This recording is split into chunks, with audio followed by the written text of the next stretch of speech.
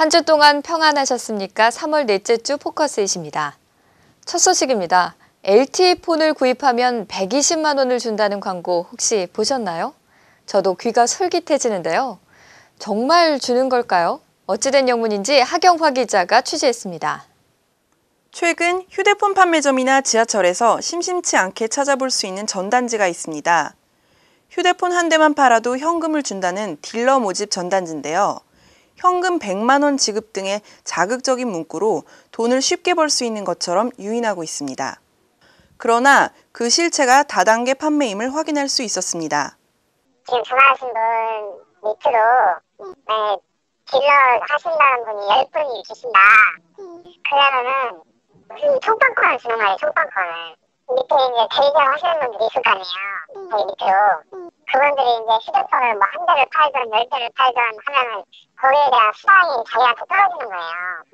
그냥 뭐 내 밑으로 대리점을 안 하고 휴대폰만 팔았을 때도 한 달 10대면 200만 원 벌 수도 있고 100대면 2천만 원 벌 수도 있고 그런 거예요. 그러나 단말기 보조금을 윗선에서 떼어가는 피라미드 구조로 일반인이 절대 돈을 벌 수 없는 구조입니다. 보조금 혜택 전혀 없이 80만 원이 넘는 스마트폰을 판매하기가 쉽지 않기 때문입니다.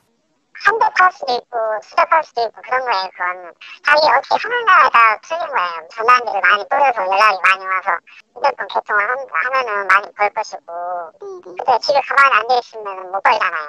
그냥 안 하시면 되는 거예요. 하기 싫으면 그 대신에 휴대폰 요금을 이제 직접 내셔야죠. 결국 돈을 벌기는커녕 쓰지도 않는 휴대폰 요금만 매달 10만 원가량 부담해야 하는 피해 사례가 속출하고 있습니다. 이 같은 스마트폰 다단계가 가능한 이유는 이 통사와 제조사의 단말기 보조금 액수가 비정상적으로 커졌기 때문입니다.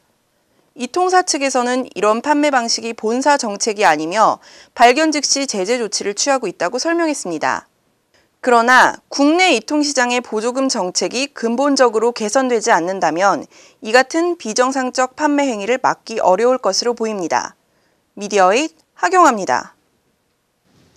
주 5일 수업이 시작되면서 캠핑에 대한 관심이 높아지는데요. 텐트를 치지 않고 차량을 이용한 캠핑도 있습니다. 바로 캠핑카인데요. 관련 전시회가 있어서 한만혁 PD가 다녀왔습니다.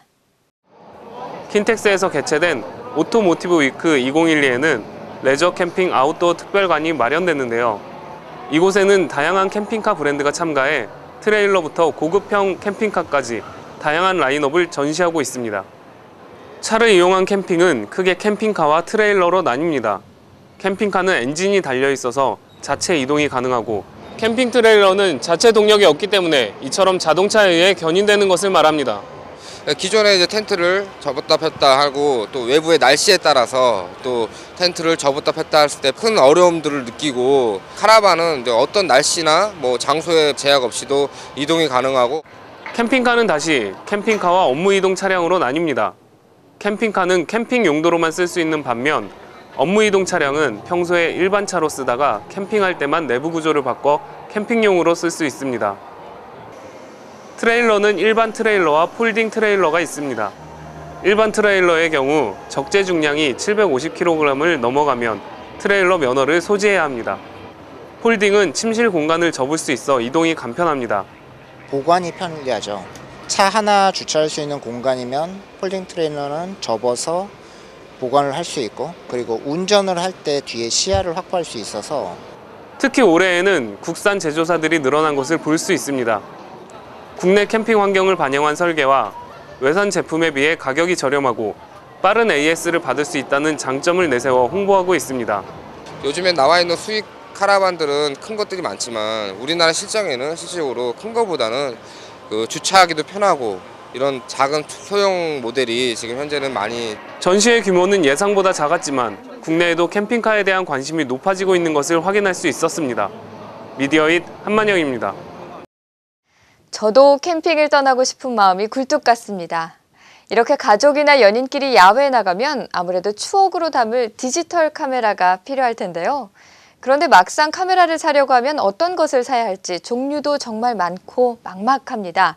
이번에는 차주경 기자가 해결해 드립니다. 올해 디지털 카메라 시장의 가장 큰 특징은 한마디로 화질입니다. 이전까지는 무조건 화소가 높으면 고화질과 직결된다고 생각하는 사람들이 많았습니다. 하지만 최근 출시된 디지털 카메라들은 화소는 다소 낮지만 이미지 처리 엔진이나 렌즈의 성능이 높아 우수한 화질을 보여줍니다. 캐논의 경우 DSLR 카메라와 컴팩트 카메라 부문에서 모두 강세를 보이고 있습니다. 전통의 베스트셀러 모델 캐논 EOS 600D는 동영상, 사진 화질 모두 만족스러운 제품입니다.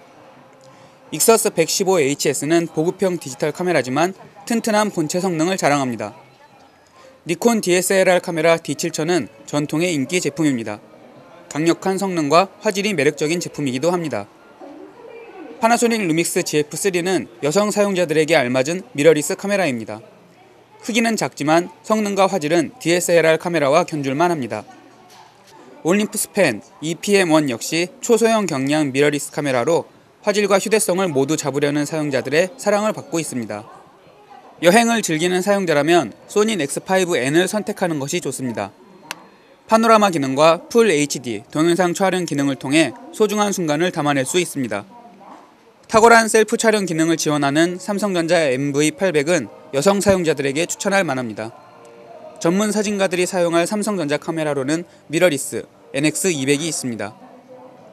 하이엔드 카메라의 명가 후지필름에서 선보인 X10은 성능과 디자인의 조화가 잘 이루어진 디지털 카메라입니다.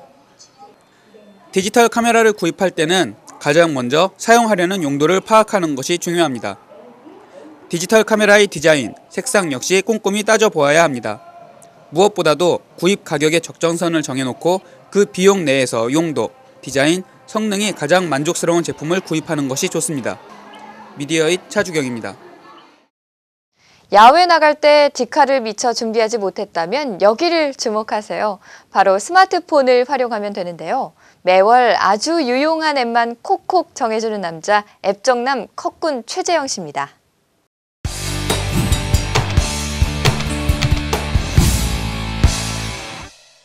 3월 되어서 날씨가 많이 따뜻해졌습니다. 밖으로 나들이 갈 일도 많아졌죠. 조만간 형형색색의 꽃들이 산을 물들이고 벚꽃놀이 시즌도 다가옵니다. 신학기에 친구들과 사진을 찍을 일도 많아지고 말이죠. 사진 찍을 일이 많은 봄, 스마트폰으로 멋진 사진을 찍을 수 있는 사진 앱과 사진 편집 앱을 소개합니다. 처음으로 소개할 앱은 네이버 카메라입니다. 네이버 카메라는 최근에 아이폰과 안드로이드용으로 동시에 출시되었으며 출시되자마자 많은 사람들이 인기를 얻고 있습니다. 네이버 카메라는 다양한 필터, 편집, 백업 기능을 제공하고 있기 때문에 기존 카메라에서 볼 수 없었던 재밌고 역동적인 사진을 찍을 수 있습니다. 상단의 카메라 옵션에는 촬영 타이머 기능과 화면을 터치해서 사진을 촬영할 수 있는 옵션이 있습니다. 사진을 찍었다면 하단의 편집 옵션에서 사진을 다양하고 멋진 효과를 적용할 수 있습니다. 분할 촬영은 토이 카메라와 같은 효과를 구현합니다. 사진은 스마트폰뿐만 아니라 엔드라이브에 자동 백업하는 기능을 제공합니다. 두 번째로 소개할 앱은 푸딩 카메라입니다. 푸딩 카메라는 앱스토어, 구글 플레이 마켓을 통틀어 가장 인기가 많은 카메라 앱 중 하나입니다. 푸딩 카메라는 다양한 카메라와 필름의 효과를 자유자재로 설정할 수 있어서 스마트폰으로 SLR 카메라와 같은 효과를 구현할 수 있습니다. 카메라 촬영 화면 좌측에는 드래그를 통해서 사진의 노출 정도를 조절할 수 있습니다. 상단에는 화면 터치를 통해서 사진을 촬영할 수 있는 옵션이 있습니다. 좌측 하단에 카메라 모양의 아이콘을 터치하면 각종 카메라와 필름을 선택할 수 있습니다. 카메라의 종류에는 스냅, 파노라마, 토이 카메라 등이 있으며 필름에는 모노, 비비드, 빈티지 등을 선택할 수 있습니다. 마지막으로 소개할 앱은 기존의 사진을 편집할 수 있는 앱입니다. 이 앱은 포토샵 대신에 사진을 편집할 수 있는 온라인 사진 편집 서비스로 유명합니다. 갤러리에 있는 사진을 불러와서 재미있고 다이나믹한 효과를 적용할 수 있다는 것이 강점입니다. 편집 메뉴에는 필름과 특수 효과, 액자 등을 적용할 수 있으며 랜덤으로 효과를 적용할 수 있다는 것이 특징입니다. 지금까지 스마트폰으로 전문 카메라 같은 사진을 찍을 수 있는 앱과 사진을 다양하게 편집할 수 있는 앱을 소개했습니다. 많이 유용하셨나요? 다음 시간에도 스마트한 앱 소개는 계속됩니다. 네, 저도 바로 한번 사용해 봐야겠습니다. 3월 넷째 주에는 어떤 크고 작은 일들이 있었는지 간추린 소식 전해드립니다. 인터넷 쇼핑몰에서 판매자가 소비자에게 대금 환급을 거절하거나 미루면 환급금에 지연배상금까지 불리는 방안을 공정거래위원회가 오는 8월부터 시행한다고 합니다. 출시한 지 나흘 만에 300만 대가 판매된 애플의 뉴 아이패드가 과열 논란에 휩싸였습니다.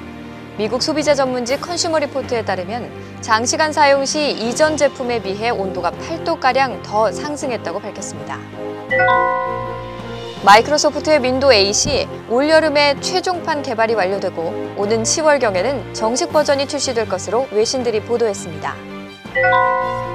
오픈마켓들의 저가 TV 경쟁이 3D TV까지 이어지고 있는데요. 42인치 3D TV를 70만 원대에 55인치 제품을 140만 원대에 각각 출시했습니다. 블리자드는 오는 5월 15일부터 디아블로3를 전 세계 동시 출시한다고 밝혔습니다. 논란이 있었던 현금으로 아이템을 사고 파는 현금 경매장 기능은 금화로만 운영할 계획이라고 밝혔습니다. KT는 지난 19일 오전 10시를 기해 2G 서비스를 완전 종료했습니다. 남아있는 2만여 명은 통화나 문자 메시지를 이용할 수 없고 6개월간 번호 유지만 가능하며 이 기간 3G 개통이나 타사 이동 시 혜택이 주어진다고 합니다. 지난해 공공기관들이 앞다퉈 모바일 앱을 만들었지만 기상청 날씨 앱만 100위권에 들었고 대부분의 앱들이 900위 밖으로 밀려나 국민들의 관심을 받지 못하는 것으로 나타났습니다. 전화를 받으면 25,000원이 자동 결제되니 주의하라는 메시지 받으신 분들 많으실 텐데요. 확인 결과 출처가 명확하지 않은 괴소문으로 밝혀졌습니다.